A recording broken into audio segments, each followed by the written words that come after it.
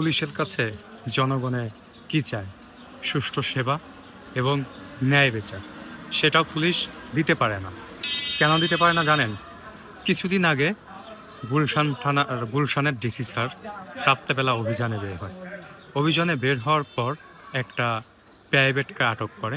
সেই প্রাইভেট কারের দাম আনুমানিক ১ থেকে ১.৫ কোটি টাকা।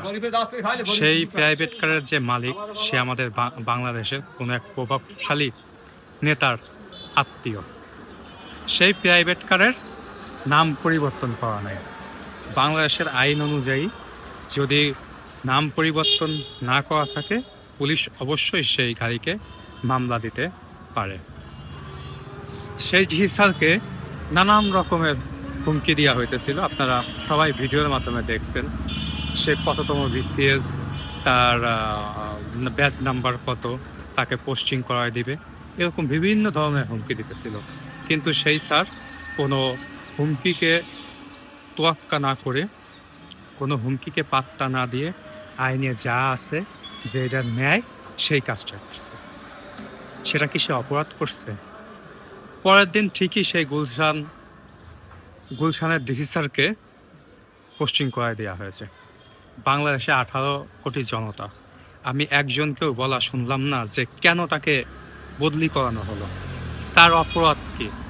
ডিসি স্যার তো ন্যায় কাজ করছে, তার গায়ে মালিকানা পরিবর্তন করা নাই, আইন অনুযায়ী তাকে মামলা দিয়েছে, তাকে কেন ট্রান্সফার করে দেওয়া হলো?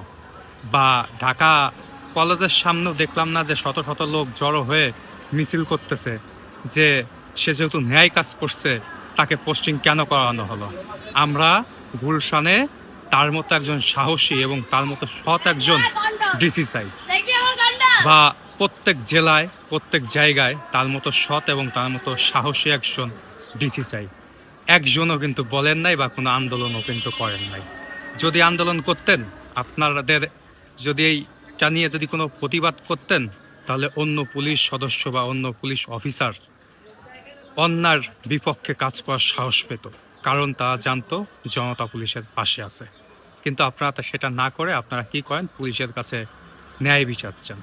আরে পুলিশ যাতে ন্যায় বিচার দিতে পারে, আপনারা সেই ব্যবস্থা একজনও করেন না। আর পুলিশ যদি কোনো রকম কোনো অন্যায় কাজ করে, সেটা নিয়ে আন্দোলন করেন, সেটা নিয়ে প্রতিবাদ করেন, তাই না?